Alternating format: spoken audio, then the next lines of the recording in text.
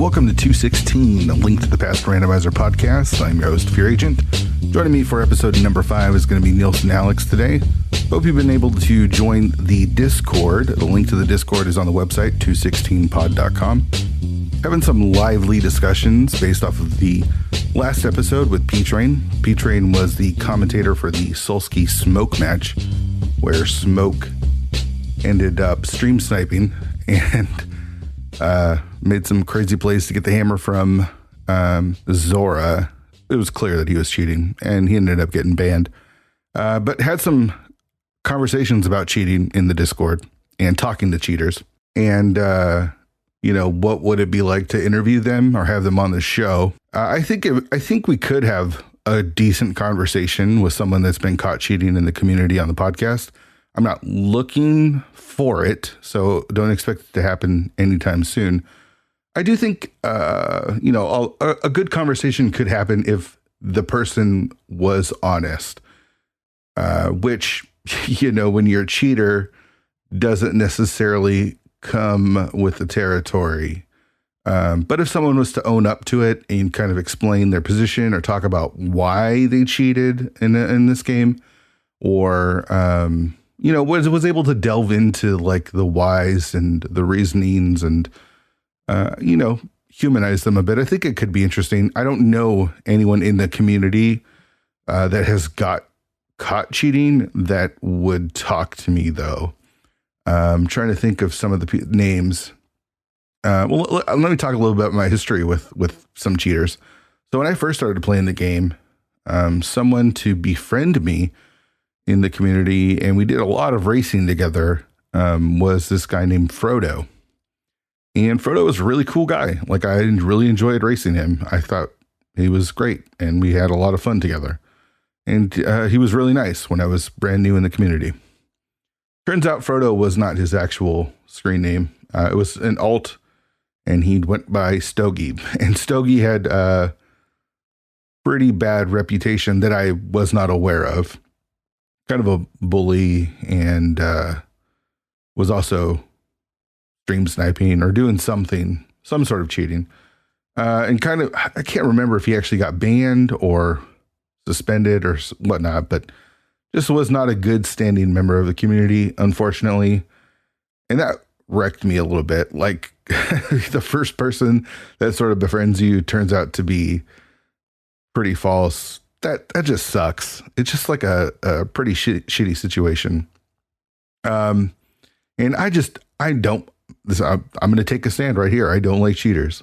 What a stand, right? But cheating just really bothers me, especially when they're such low stakes.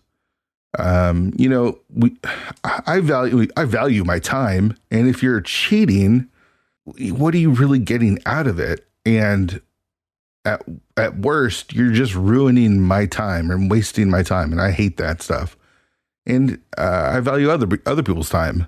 So stop wasting our time, because that's really what you're stealing. A win doesn't mean anything. You win the main tournament, what do you get? Dante won the main tournament, and we talked about this on the podcast. What's really changed? Nothing. You didn't get cash money. Now, if you're cheating in a tournament with prizes like SG Live or the ladder invitationals, then we have an even greater issue. But cheating is just so frustrating when there's such low stakes. Like, that's the thing that I don't get, is I can't wrap my mind around the idea of cheating at this game, because you're only cheating really yourself, and it really sucks. When I was on the first term of the council, we ended up banning Ultima. And that sucked, because he was friends with a lot of people that were on the council. And what's the point? Like, you just lose friendships, and there's just so much more to be lost than to be gained. And so talking with some of these people, I think, could be interesting as to weighing the risk value. And some people just don't care. I think that's the other option, is they just don't care. And those people I probably don't really want to have a conversation with. because they're just assholes, and that's the other one. Yeah, so don't cheat. Just don't do it. It's just a big fat waste of everyone's time. The people on the council that have to research, or the people that research it along with the council that kind of brings it to the council. And what do you get out of it? It's just the gain is so much lower than what you could lose. You're right. Cause like what's fun about this community is the people and making friends. And I'm sure a lot of you have friends in pockets of this community that you would call really close friends, and you get to race the game and we get to have fun together. And if you cheat, you're probably going to lose that as well. Yeah. Join the Discord, talk more about that kind of stuff. Having some fun conversations over there. So we've got NilssonAlex on the show today. Nilsson is awesome. Love this dude. He's just so much fun and funny and doesn't take anything too seriously when it comes to the gaming and the racing and all that stuff, and brings a lightheartedness that I really enjoy. And we get to make fun of him for his spec rock bounce. That was super funny. And he's he's played along with it too. You can get that spec rock bonk emote in his chat if you subscribe to his Twitch channel. So we're going to talk a little bit about that. We're going to talk about his speedrunning Teenage Mutant Ninja Turtles, his role in the Swedish community, lots of really interesting stuff. It's a really fun conversation with Nilsson. Nilsson's also going to be at ESA 2022 Summer Marathon on Thursday, July 28th, running Teenage Mutant Ninja Turtles for the Nintendo Entertainment System, raising some money over there, I believe. And so yeah, definitely check out ESA 2022 Summer Marathon on Thursday, July 28th to catch his run. I'm sure there'll be a VOD of it on YouTube or something you could check. You can check out too. But yeah, let's get to that interview. All right, Nilsson, one of the things that I love about playing this game, and something that I never knew would happen, is meeting people that don't live in the United States. Don't even live like anywhere near me. You're all the way over in Sweden. Is that right? Yeah, that's correct. Where are you at? Yeah, so you're in Sweden. Okay. I'm in Sweden. Big, small country in Europe. Right. Which I know nothing. Like I literally know nothing about Sweden. And so we get to play this old ass video game, and who knew playing like a Super Nintendo game, you'd be able to meet people from all across the world. So here we are, and I think that's pretty awesome. You've been playing Link to the Past Randomizer, I think, as long, if not longer than I am. When did you get started playing it? I think it was like late 2017, but that was like... Yeah, so you definitely beat me, yeah. Yeah, so I think I just jumped straight into the randomizer, and I had no idea how it worked at all. Did you play Link to the Past when you were a kid, or were you familiar with the Zelda games, or what's your story there? Yeah, I played Link to the Past a lot as a kid. I think it was one of the first games I had on the Super Nintendo. And then I replayed it a few times when I was like in high school. And I took a long break. So it was like relearning the whole game again. Sure. I found this out later, but you speedrun other games, not just Link to the Past Randomizer. And I think you have the world record in at least one of them, right? Yeah, I have, technically I have two, I guess, if you like. Two, so, okay. So I have one for like an obscure game on GameCube, Rocky, which is like the Rocky movies, 1 to 5. Mm-hmm. Which is like, it's a really bad game in general. So nobody should ever play it. This could just be me, just like trying to protect my own world records. But that's fine. Yeah, nobody played this game and beat Nilsson. Yeah, and then I have I speedrun Turtles for the NES, the first one. So the original Turtles. Yeah. Which is insane to me because that game, from what I remember as a kid, was so damn hard. Like that game is super unforgiving. I guess you've learned to master it then. Like I was never able to beat it, and I've never gone back as an adult to try to beat it. But as a kid, I maybe get to inside the Technodrome, But once you're there, you have like one turtle left and you're basically dead. Everything destroys you. So the fact that you're able to speedrun that kind of blows my mind. And you have the world record in that game as well? I have it for the European PAL version. So it's not the okay. It's not the what is it called, the great version, the superior version, which is the North American version. So the European one is running at 50 hertz. So it's like 10 hertz slower than the so-called the perfect version. So it's slow and painful. Sure. So is there more lag to the game then? Is that what it is? No, it's not more lag. It's just the game running slow compared to the normal. Yeah, so it's running super slow. So the music is all kind of like it's so slow. So you really feel like I tried to like play the PAL version and then jump over to the North American version during the same day, and I can't play the North American version if I jump over from the PAL version. Sure, it's night and day probably. Yeah. So were you speedrunning those before you got into the randomizer community and started playing Link to the Past randomizer, or is that something that's kind of been a byproduct of playing? It's more like it just came up from out of nowhere. Turtles was like one of those games. I guess like in the beginning when I started out streaming, randomizer was like, oh shit, I need to play randomizers. But then I was like, I want to play games. I was never able to beat as a kid, and Turtles was one of them. So you were in the same camp as I was. Yeah. I did Turtles. You kind of enjoyed it, but you really wanted to go back and beat it. I honestly don't think I enjoyed it as a kid. Sure. It's like one of the first games I really have like real memories of like playing as a kid. Like, I think I was like 3 years old playing with my uncle. So if I think back at a game that I played as a kid, Turtles is the first one that pops up through my mind, and then Link to the Past. I see. Yeah. What brought on Rocky then for the GameCube? Was that also a game that you played, or were you just looking for like random obscure bad games that you could play? I actually had a game as a kid growing up, and then I was like, I think it was like 2 years ago. I was just browsing through speedrun.com. I was like, is there a category for like this game or that game? And then I saw Rocky had one. It was like brand new on speedrun.com.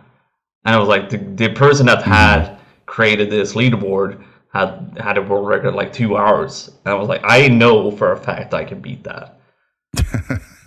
So it was like, I'm going to do this. And then first round was like an hour, 20 minutes.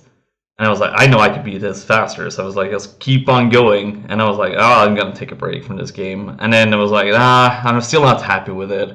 So I kept on grinding that game. And then I was like, this is not good. Like, this game's really bad. Is the game just really bad?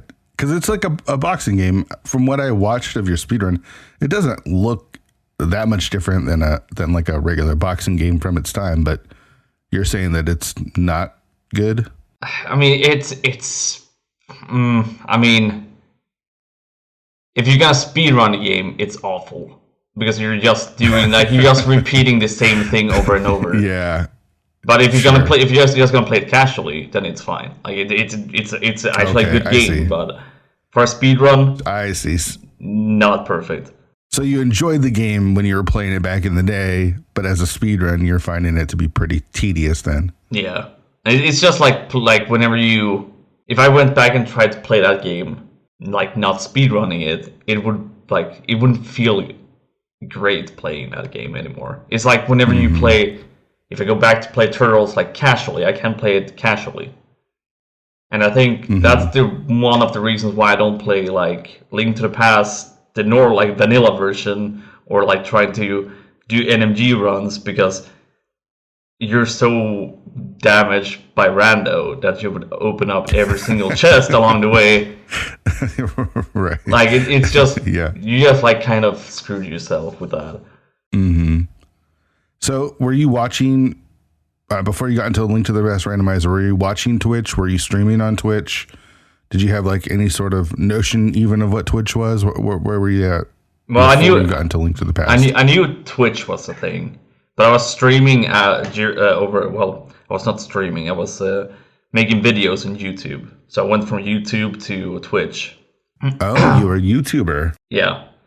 Well, I technically was this gaming stuff? Yeah, it was gaming stuff. It was more modern games, and I was like that community I had over at YouTube. I was like technically, well, YouTube sucks in general. Let's just be honest. Like the comment section is bad. Like it is awful. Sure. So I was just fed up with it. So it was like one night, I made a Twitch account, and I was like just browsing through Twitch, and I was like, oh, this category, like when you create your profile on, or your whatever they want to call it, on Twitch, it was like follow just chatting category or whatever. So I was like just putting in like Link to the Past, like all the games that went through my mind. I was like, I'm curious if like people are playing these games. And I saw people, it was like a few people online during that time. I think it was like Willard J. Bradley was on. So I went in and watched him. And I was like, this doesn't look right.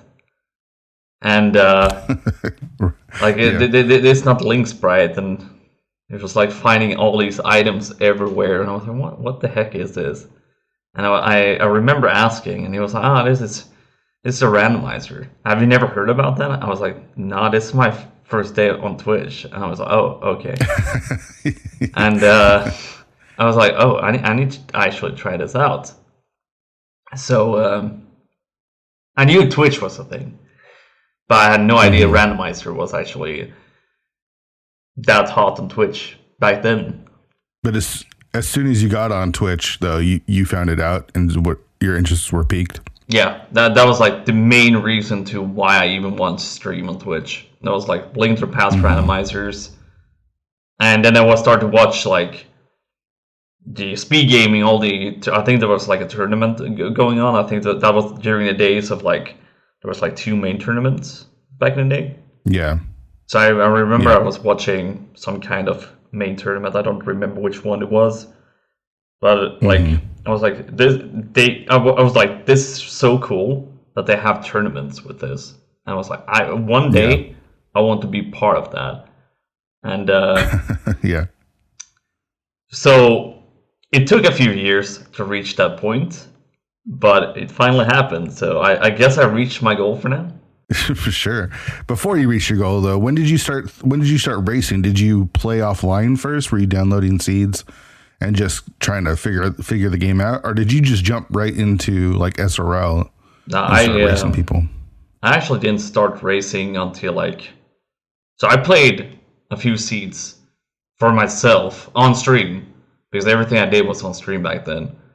I was just like casually. I was like learning the game. I was even like, oh, I need to beat my PB and stuff.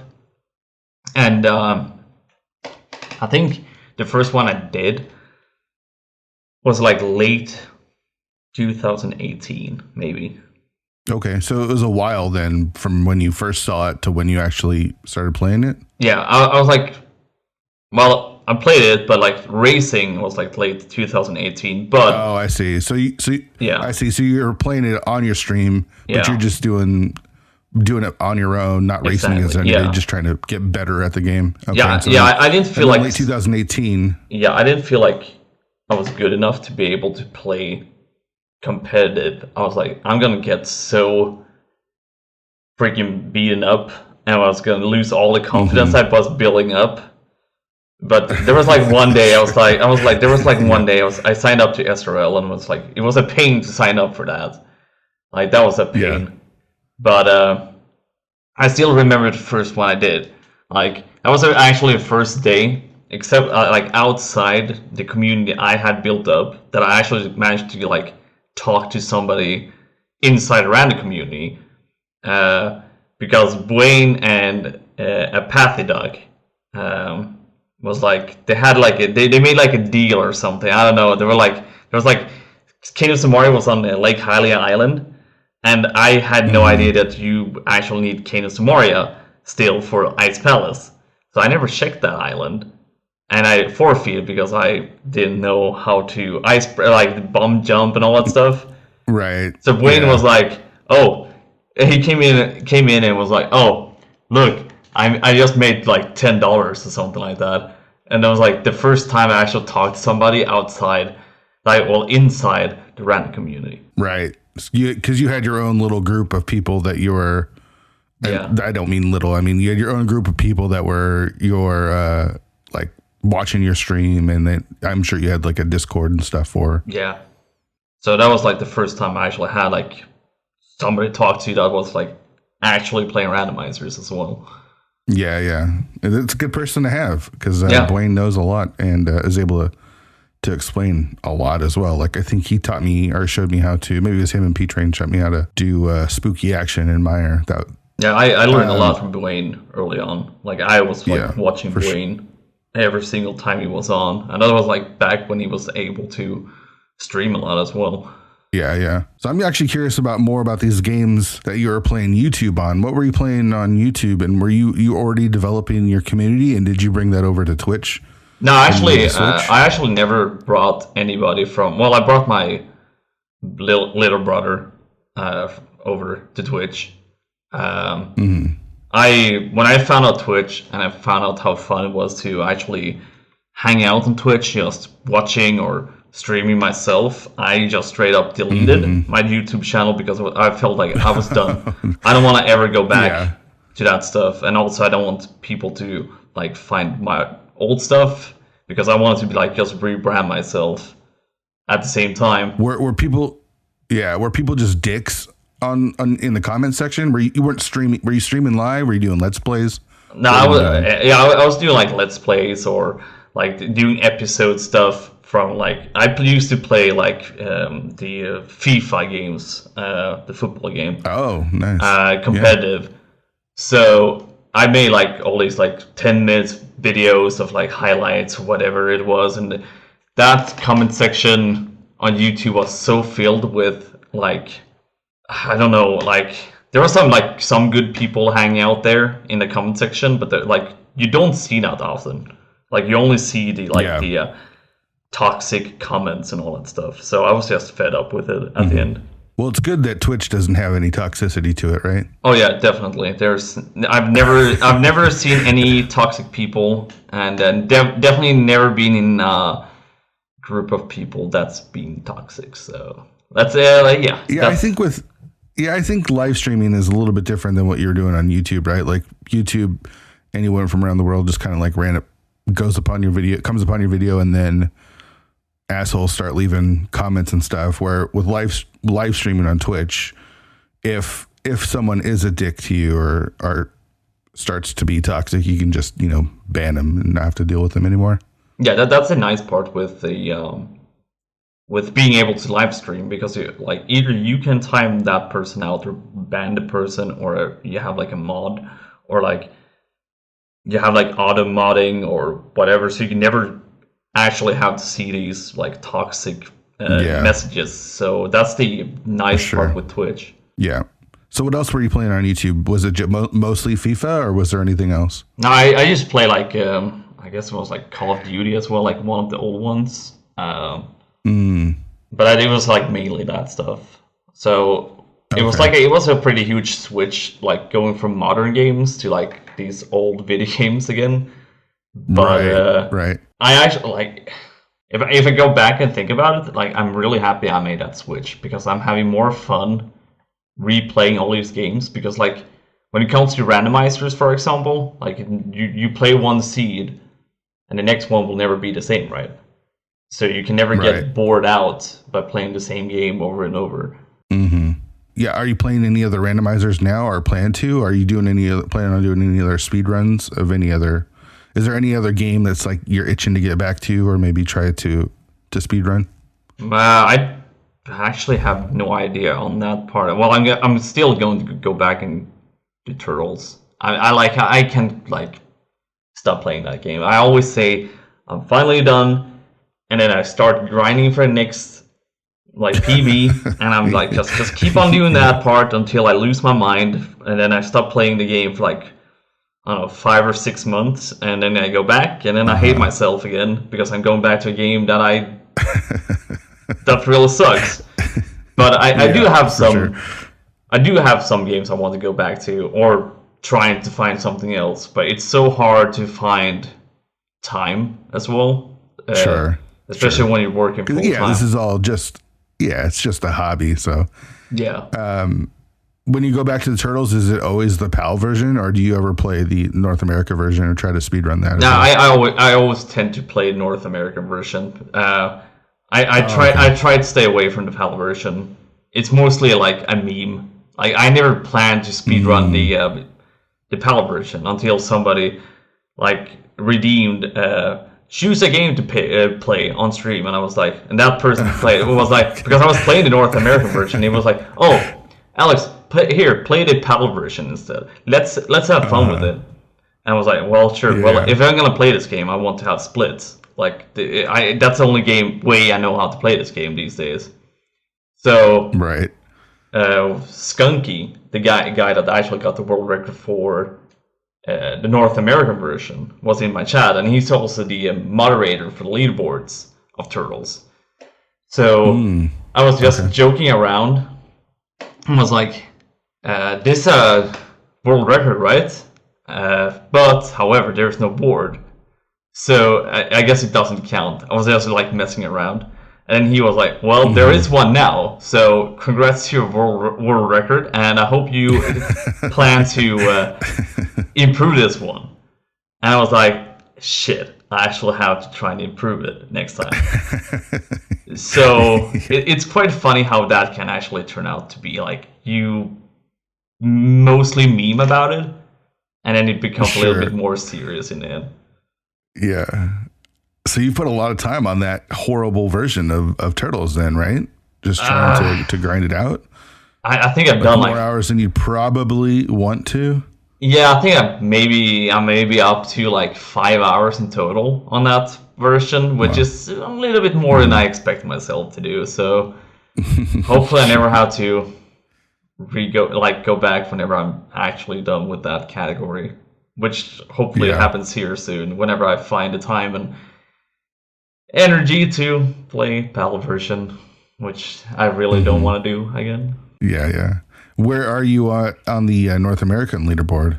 That is actually good. I think I'm top 50 at least. Okay.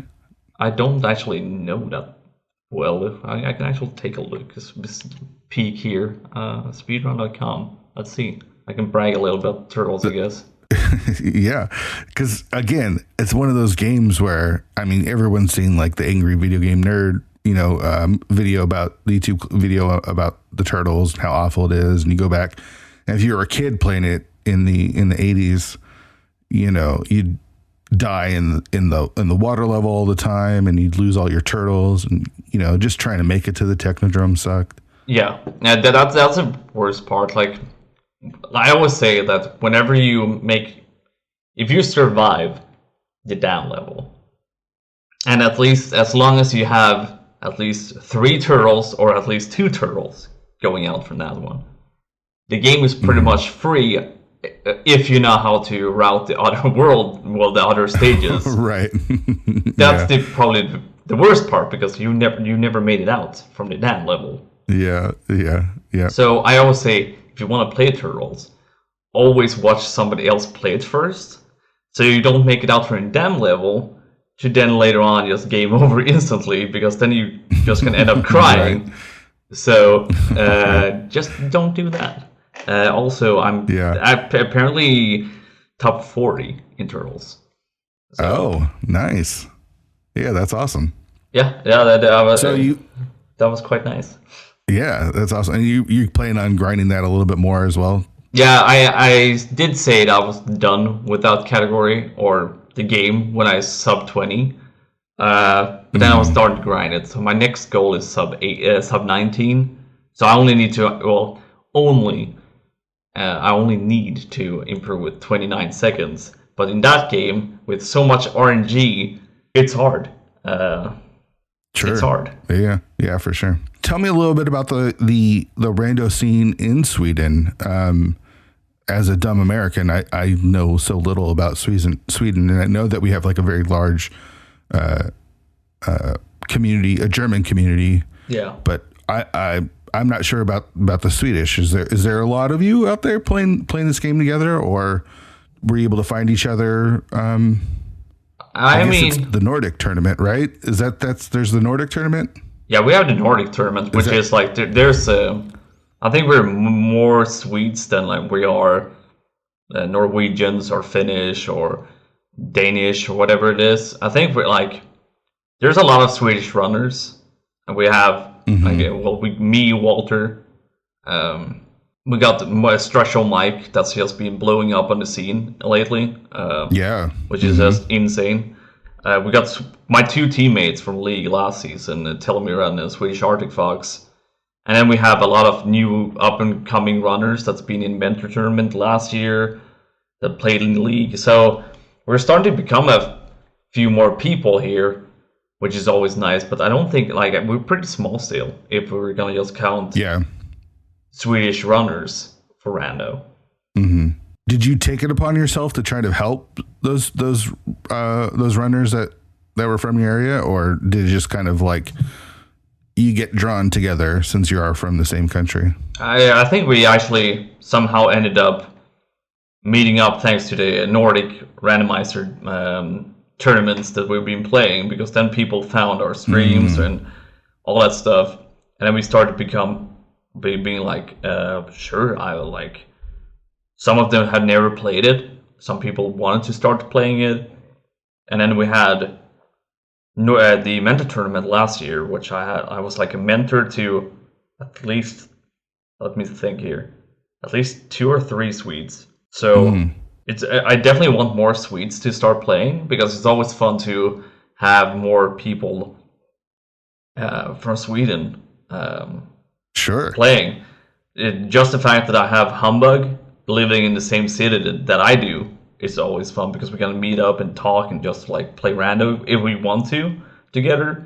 So it's pretty fun to like just being able to like catch up and just hang out with each other. It's like it's so hard to like being able to travel to the US for like SG Live or something like that to hang out with people from the North American community, which is it's a lot bigger than our little community, but it's quite nice just being able to catch up in real life as well, to get like just meet the person that you're just used to talk to, like we're doing right now. So yeah. I mean, I think that's what's cool about this community, and I think that's happens in any sort of like gaming community or something that brings people together. Is we all play this game, and now we can become friends. So like, for example, I've known you for a few years now because of, our common interests of Link to the Past Randomizer, but I'm glad we're able to do this, because I feel like we don't ever get a chance to just like hang out, and even chatting on Discord is not quite the same. Or even chatting, coming into your chat and spamming, spec rock punk emotes in your chat is not quite the same as getting down to just chat and find out who we all are. I did not know Humbug was Swedish.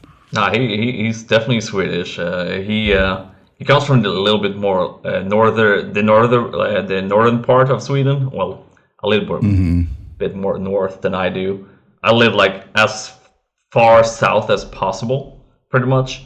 Yeah. So I think I'm like, except Humbug though, like it might just be me and him from this area. I do know that FSG, the NMG runner, I think that's his name. He's from this part as well, but he mostly just plays NMG these days. So what's funny is you think of North America and you think of all the people that are playing, and just in the States as like a collective, but the states are so big. I'm in Washington State, and Washington State to the East Coast is a 6-hour flight. And there's so much land separating us, and even a time zone, that I even feel like isolated kind of over here. Whereas I know like maybe a handful of people that are from around where I'm at. So I definitely get that sense of like a small community, even though I'm part of the North America group, I guess you could say. Yeah, it is cool quite wild. When you can it's quite wild. So you start playing in 2018, and do you immediately try to join the tournaments? Are you trying to get competitive? Where do you feel your role was when you started playing, or what was your role when you tried to get competitive? I think I just mainly played. Let me just think here how I approached it. I think I played mostly daily races at one point because that was like a good way to like evolve as well. Those were the speed gaming dailies you're talking about? Yeah, exactly. The ones that like back in the day when it could be like 50, 60 runners every daily race. Like I miss those big races. Like I'm not gonna lie. Yeah, I don't. But I'm glad someone does. I helped run those speed gaming dailies, and they were definitely large. And it was a different. It's hard to even explain. It was such a different time because of the ladder now and everything is 1v1 for the most part. You do have the SG dailies, but I mean, at most you get, on the best day, you get maybe 20. On average, you're probably less than 10 now. It's hard to even explain what it was like to do those giant races on SRL. Like, do you remember using SRL? Yeah. I have a really bad memory of SRL. There was like one main tournament like a few years ago. If you remember that one qualifier that got like there were so many people that was not able to run because there were like problems with like logging into SRL. So I was one of So I was one of the guys that missed out on the on that qualifier, and I was like just around the brink part of like making the main tournament, and I missed out on being able to qualify. So I was like, I really hate SRL. So whenever we moved over to race time, I was so happy. Yeah, the SRL days are interesting because you had to set up an IRC client and all of the headaches that go along with that. It's so like, it's not intuitive. Like once you get used to it, it's not hard, but getting into it, there's definitely a barrier. And I remember that being kind of a barrier for me getting into racing. It was like, how do I set this up? How do I keep it going? Everything that goes along with it. So you attempted to qualify for your first tournament. Did you qualify in your first attempt? No, the first attempt I did was like the first actual year when I was like brand new. So I was still learning stuff, and I was so bad at the game. It's embarrassing. I still have like some of the VODs from those qualifiers like saved. So like if I ever want to go back and feel, oh man, I am really good at this game, I just go back and watch those. I haven't watched them. I haven't watched those qualifiers like for like forever. But like I was really far away from qualifying. So I ended up in Challenge Cup, which was actually real fun. Okay. Challenge Cup was real fun. I got like I know I played Apathy in the first Challenge Cup I did. And Apathy, like he's pretty damn good. Yeah. But it was a fun experience just being part of that one. And then we had and then I started to like trying like every year I like joined the qualifiers, except last year's main tournament. I never joined the qualifiers for last year. So so tell me a little bit about the Challenge Cup, because that's actually one aspect of Rando that I'm not familiar with. I've always played in the main tournaments. Well, Challenge Cup, I guess, is like the people that try to qualify for the main tournament that never made it in. They got like let's say, how do I say this with like a little bit more kind of words? I guess it's more like for the people that wasn't able or not maybe good enough, or maybe they are good enough to make it into the main tournament, but just fail. Like they never managed to reach that final like score they wanted to get. Yeah. So they get another chance to at least play Rando competitive. So you can at least win a Challenge Cup, but it's not like winning the main tournament. It doesn't Yeah. matter if you win the main tournament or Challenge Cup, because you don't really get a prize, right? Right. I guess the prize for winning the main tournament is you get that your name in Chris Houlihan room. I guess that's all about that, but at least you get a little bit of a more of time to play competitive rando by playing the Challenge Cup. Sure, and I think you get more of a stage with the main tournament since they're on Speed Gaming, and pretty much all of the races are restreamed on Speed Gaming. I know that the Challenge Cup usually partners with ZSR, Zelda Speedruns, and so they do have restreams, but not quite as many. But does it give you that same sort of feeling that even though you're not playing in the main tournament, you still get to play in a competitive environment? Because I think, and tell me if I'm wrong, the Challenge Cup usually just follows whatever the main tournament is running. So like if last year they did standard, hard, or whatever, this Challenge Cup does the same thing. And I believe they're running the same system that the main tournament is this year with the cards and the whatnot. Yeah, I think they're doing that. Yeah, I think they're doing that. But I don't know if I don't remember. I think it was 4 years ago I played Challenge. 3-4 years ago I played Challenge Cup. So I don't remember if they played by the same settings as rule the main set tournament. Or whatever. Yeah. I don't remember if they did that. So it would be fun to go back watching if I had something saved and being able to compare. But it's like you're saying, you don't get the restreams for Challenge Cup, so it's hard to go back and say watch and compare Challenge Cup versus the main tournament. It's so hard to go back and rewatch. Sure.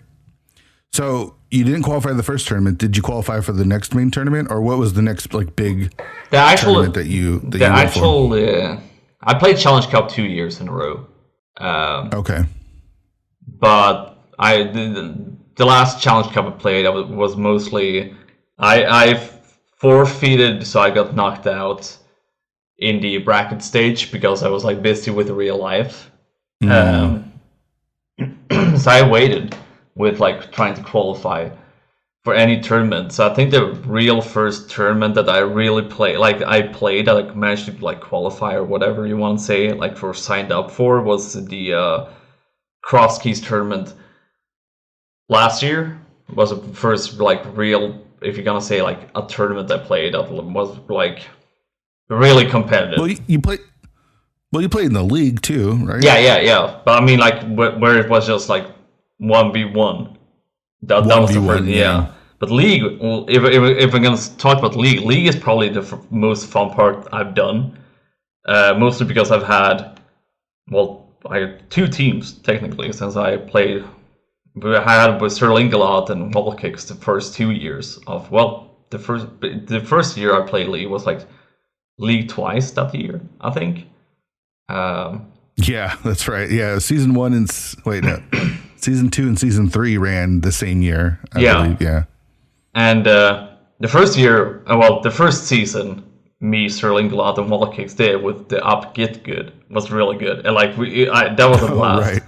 And then accident happened. That was the big year that we had 90 something teams or something, right? It was season 2, right?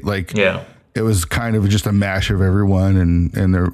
So season 3, you actually Get Good was invitational, right? Yeah, and we got destroyed. Which got insane destroyed. To me. I still don't understand how your team went 0-16, right? 0-16. Yeah. That is correct. It makes no sense with the caliber of players that both you, or the 3 of you, Wall Kicks and Sir Linkalot, are. I never would have fathomed. Well, you guys actually, it was Got Good that season, right? Op Got Good, yeah.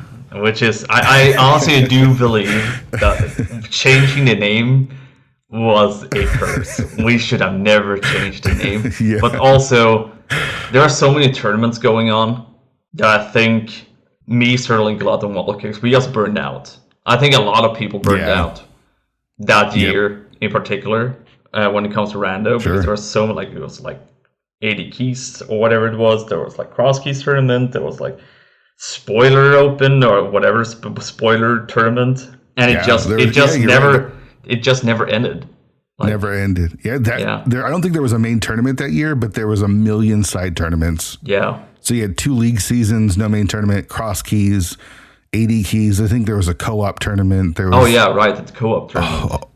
The spoiler keys tournament. Yeah, there was a lot. There's a lot of tournaments that year. Yeah. So I think we just burned out. That you got. But if we're gonna speak about the league, season 3 had one of my best moments in rando, and I will never forget that. Thanks to you. Mostly because you made that great GIF, but also the fact that so many people clipped it and started just sending me that clip over and over when I was done. Like when I was done racing. Explain what it. Yeah. So we should explain what it was. So go ahead. Well, so I was playing Thelane actually. So Thelane is pretty good at the game. First of all. So trying to play against Thelane, you should not make big mistakes like I did. So I went up to the mountain, was heading into Spec Rock, and I'm pretty sure there was some kind of major item inside Spec Rock, because why would you otherwise go in and check it, right? So I'm setting up for the bomb jump. I knew the pixel was like I knew I was perfect on the spot. So I bomb jump across that huge gap, which was like no biggie. Like it was like that was awesome, right? And it's not a free bomb jump. It's easy to mess that bomb jump up for sure. Yeah, so getting it always feels good. Yeah, so I was like, oh man, this is great. I was like, I'm just gonna head over to East Death Mountain to Paradox Cave and all that. And I didn't really line up properly against that big rock inside Spec Rock, or whatever it is, like whatever the thing is in the middle. So I lined up a little, I guess a few pixels to the right side, which makes you bonk and not run down. So I make the jump over with the bomb, and I run in and bonk down. And while doing that, I'm quick swapping like hell, which is, my finest moment in rando. It's just great. Like, it sucks for you in the moment for sure, but it's lived on past the results of that race. I just remember seeing it and just dying. Like, you get the bomb jump, it's not free. You dash down and you're just close enough to the rock where you bonk back into the hole. It's just too good. Actually, when I was doing that, when I bonked in, I was like, I didn't even think about, oh my god, this is embarrassing or anything like that, or nobody's gonna like mention it, right? So when the race was over, I opened up Discord, waiting for the invite that you get from the Speed Gaming for the winner, the commentary and all that stuff. And I see like 3 people, especially Walter. He sent me the clip, and he was like, I died laughing. And I was like, oh my good lord. If like 3 people have already DM'd me about that, how will the reaction, like what, like I will never be able to like, not like trying to forget about this situation, because I know that people have clipped this. And later on I saw that there's 2 clips with it. Walter's clip was like already up to like 400 views, and that was like 30 minutes ago. And the one other, I don't remember the other person's name, but that clip also had like 400 views on that clip. And I was like, oh my good lord, why did I do this? Like, why? Yeah. Oh man. I mean, obviously it was a complete accident, and we're not laughing at you, but we are laughing at you. It's just one of those like accidents, sort of like, I don't know if you saw the P-Train thing. The P-Train thing in the main tournament this year wasn't like a bonk or anything, but his opponent activated his flute, and the bird flies off screen and then flies into P-Train screen on the restream. I don't know if you saw that. I have not seen that. Yeah. Oh man, you need to see it. It's hilarious. Where there's like stuff that just happens in the game that's pretty funny. That is totally unexpected. Yeah, like, he was at Agatu. I mean, that's was quite at Agatu and just beat Agatu, and he's at the bottom of the screen, and it like lines up perfectly where this bird leaves the screen on the bottom right of the left player into P-Train's screen and flies him away. It's insane. I need to watch that. I have actually not seen that one. I didn't even know it was a thing. The only thing I know about this year's is unfortunately the guy that fell to before the bridge, the Ganon. We're not gonna mention any names. Oh, I think that might have been Tedo versus Lin. Which is like that was unfortunate. Yeah, so that's like the only clip I've seen like a million times so far, because I was so busy with my races, because the group I got in the main tournament was not fun. So I got Eri, Jet, hard with names, and Nightclaw. And when Eri did that reveal stream,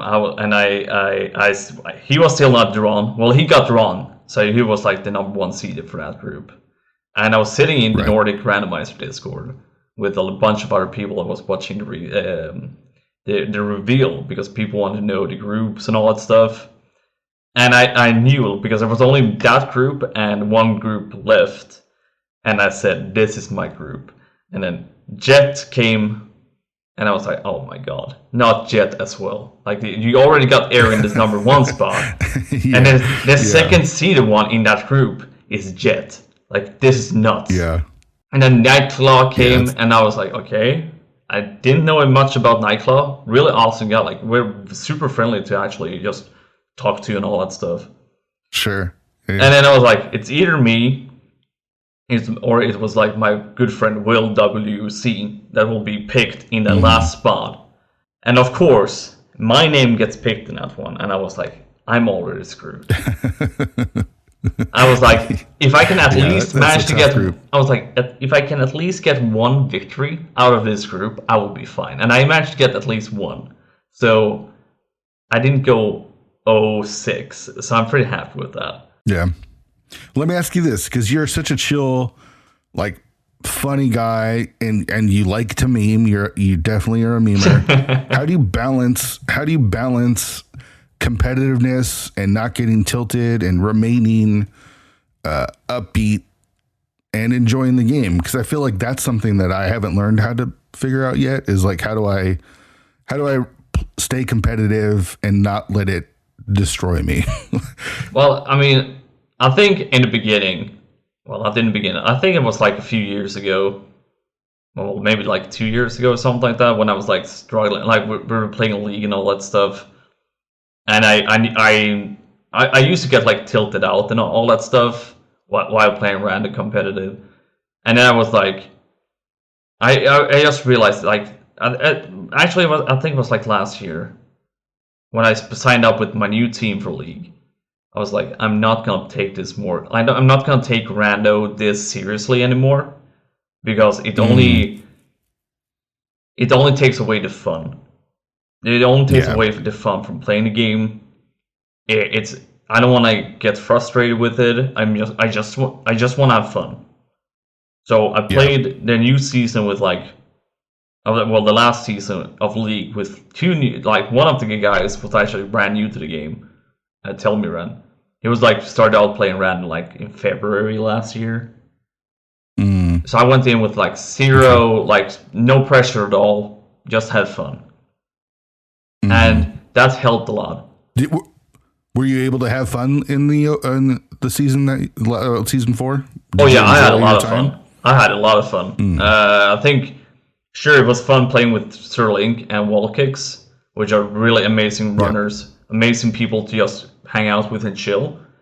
But just playing with like newer people that doesn't really have that experience, and just being like the guy that takes responsibility, just trying to push people that maybe are not that great, or like people that are still learning. I found that like being more satisfying. I didn't really care if we lost or if we won. I think we got more victories than I thought we would get, and that was just like, this is good because this makes me feel better, and I don't need to be like frustrated with random anymore. Yeah, stressing out on what results oriented thinking. Yeah. So I took that with me to the main tournament qualifiers this year, and I was like, first of all, I didn't even think about qualify this year because I was like, the game mode sucks. I'm just gonna be honest. I was one of the people. I was like, it's gonna suck, and like I don't want to have like a grab bag, which like you get inverted keys with flute and all that stuff. I was like, I was like so against it. And then I watched the qualifiers, and people had some of the seats were just insane. Like I think Ravis had one was like sub hour. And I was like, I want to join. Like I want to join and just maybe not qualify, just to see how I stand against people competitive. And when I went into the qualifiers, I didn't go with the normal routing in like an open seed with like, oh, you go to CAC, you go to Uncle and all that stuff. I was like, I'm just gonna have as much fun as possible and just clown my way to victory. So I started out with like Link's house, go down to the dam and just rush Hobo. I did that in pretty much every single qualifier day. Wow. It didn't pay off in the first few qualifiers. So the last two qualifiers I did was like I did 7 out of 5. Like you need to do 5, but I did 7 just to make myself qualify for a tournament. So it was like I stopped clowning in the end and actually like scored 2 seventh places. I was like, okay, fine, I made it in. I made it into my first main tournament. Yeah, but it wasn't because I was clowning. I actually had fun playing rando. So sure, that's the hard part, is right. Like, how do you make this game fun and kind of forget about the competitiveness? I think for guys like you and me, who, you know, we're not Blaine, we're not Airy, we're not Gamashu, you know, we're not at the top of the leaderboards. So how do we still have fun and try to be competitive? I think it's a tough balance. Yeah, it's super tough. Like you probably know it as much as I know it. Like you tend to beat yourself up. Like whenever you played ladder or whatever you played, and you end up in a losing streak, and you're like, man, I really like, you just beat yourself up. Like you're sitting there and being like, man, you suck, and like stuff like that. Like or maybe you're just sitting there and man, I should have won this one, and then you don't think like in like logical terms. Like it's random. Like random, you do one bad move and you're screwed. But it's just like you don't think like that while you're in the moment of like when you're in that moment of playing. So it's really hard to not be salty. But that's something I've learned over the last year, that if I'm going to keep on playing randomizers, I need to have a different mindset. Yeah. But it's still hard. Yeah, for sure. Definitely. For sure. But it feels like you're in a good spot, right? Like it feels like you could keep playing this game for a long time because you've kind of been able to overcome that a bit. Yeah. It seems like you're having fun with the game, at least, right? Yeah, I'm having more fun with Rando than I've ever had. Sure, I might not always get the victory if it's ladder, if it's a main tournament, or it's league. But in the end, I feel like the community we have is so big and people are learning so fast that no matter if you're like Airy, Gamma, Wayne, whoever you might be, like you can always score a victory if somebody has a bad day, right? So, sure. Like I might have a bad day, you might have a bad day. Like anybody can win when it comes to randomizers. So you just have to think like maybe you lose like 7 races in a row on the ladder. But sooner or later, which I've done. Yeah, me too. I think it was like a few seasons back, I had 10 losses straight, and I was like, I'm never touching randomizers again. And then it turned around, and you just need to have patience when it comes to random, not be like thinking. Like sometimes I think the biggest issue we have, maybe not you or like something like that, but I think a lot of us runners that's been around for a long time might hype ourselves up a little bit about our own skill levels. Like, oh man, I've been around so long that I'm so good at the game, right? And then you face somebody that you never really heard about, and you're like, you lose to them, and you're like, how the hell did I lose? And you're sitting there, and then you're beating yourself up, and that's something I didn't really like with myself for a long time, because I remember myself doing that. I realized that I hyped myself up, and I know that I'm not on the level of like you said, Gamma or Humbug or somebody like that. Like I faced the truth there, and I was like, I'm just gonna have fun from like now on. I also know that I don't spend that much time like all these runners do with random. I don't grind NMG. I don't play 3,000 ladder matches per season like some people do. So I know that I will not be able to improve like the others will do. So I'm just happy with where I am at the moment with rando. And like, sure, I might never win a tournament, but who cares? We're not. It's a hobby in the end. Yeah. Like, let's make sure we're having fun, right? Like that's got to be priority number one. Is let's play this game and have a good time, as opposed to it all has to be about winning or not. Winning doesn't have to be the priority. You can still have fun and you lose. I know for me, like there's been times I remember when I joined this community, and I remember scoring victories against people who were way beyond my skill level, especially at the time. And that sense of like pride and accomplishment that you get, because you're like, these people are way better than me, and I just got, rando lucky and I beat them. So I remember those feelings. And then there's times on the ladder, which we didn't have back then, but now, where I lose to someone, and I'm like, I don't know who this person is. And I go back and watch their VOD, and I hear them talk about, oh my God, I just beat Fear Agent. That's crazy. Not, knowing that I'm not actually all that good.